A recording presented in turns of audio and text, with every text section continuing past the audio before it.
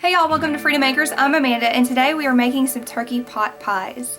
Previously I had shot some footage of how much I had paid for it and I was going to throw it in the crock pot. Well, I did that and then I put it in the freezer. We deboned and threw everything in the freezer.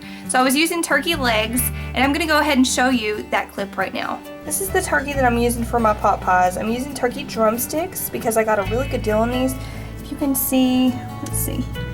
It was $6.05, marked down to $129, and then this pack was $4.99, dropped down to $107. So for what would have been almost over $11, it's going to be just over $2. So that is a really great deal. And so I scooped these up. These have been in my freezer. I'm going to throw these in the crock pot in a minute, and then in the morning I'll be able to just turn on my crock pot. I'm going to throw in some different herbs and stuff, and I'll be able to take these off the meat off the bone.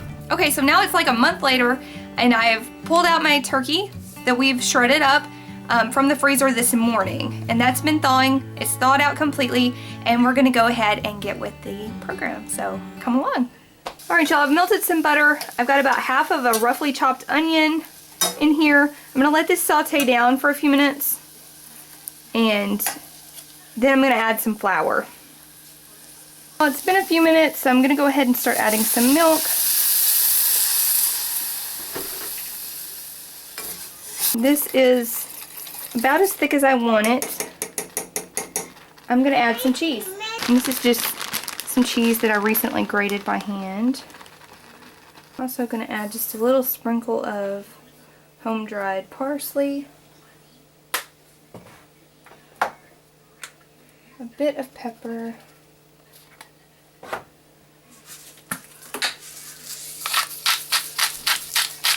And some salt.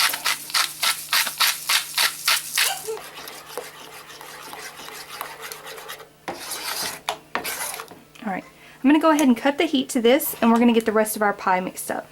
I have my turkey in this bowl. This is dark meat from turkey legs, so if your family doesn't like that, feel free to use another cut.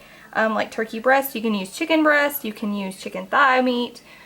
Ground beef, Italian sausage, you name it, you can use it in a pot pie. I'm also using a 1-pound package of mixed vegetables. You can use canned, you can use frozen. I got this on sale for I think 70 cents, 69 cents, something like that. So I went ahead and grabbed it. I grabbed several actually because I'm out of canned mixed vegetables. And this was just a really good deal in my area. So I'm dumping this in frozen. My meat is not frozen. Just the vegetables. Okay, so I'm just giving this a toss. Super easy, right? And then I'm going to add in my sauce.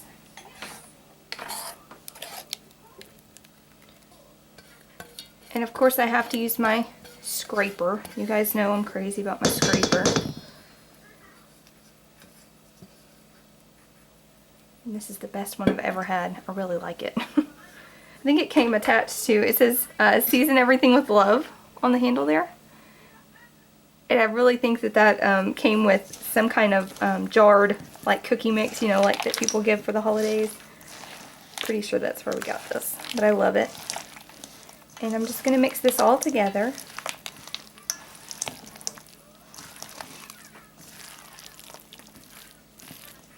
And of course there's salt and pepper and parsley in there as well, but feel free to jazz this up however you like. You could put like ranch seasoning, Cajun seasoning, some garlic powder probably would have been great in this. You can make this however you want to. I just like to use the things I have on hand, and I kind of make it different every time. I am not a recipe person, so I like to kind of have it different every time. And this is actually a little thicker than I meant it to be. So I am going to go ahead and add some more milk. Now if you cannot use dairy, feel free to use almond milk or any milk alternative would do. And this is just going to loosen it up some. I didn't realize how thick that was. I should have made more of the sauce. Okay, I'm also going to add some more cheese in because we just really love cheese. And I don't always have it on hand, so when I do, we tend to use it a lot. But don't worry that this isn't melting now. It will melt when you put it in the oven. and it'll just be really cheesy and good. And then, of course, you can omit this step if you cannot do dairy. Here are my 2 pie crusts. I am using store-bought frozen pie crust right now. That's for a few reasons. I have not gotten really good at making my own gluten-free pie crust yet. And these were on sale after Thanksgiving for, I think, $160 something, $170 something. I didn't keep that receipt, so I don't remember. But I put several of these in the freezer, and I'm going to be able to use these for a while until I get the knack of making my own. So that's what we're doing with those. And I'm just going to go ahead and start spooning this in. About half and half. Now I know this is going to make some of you cringe, but I'm going to go ahead and put a little more cheese on top. Because I can. Not too much, you know, just a little.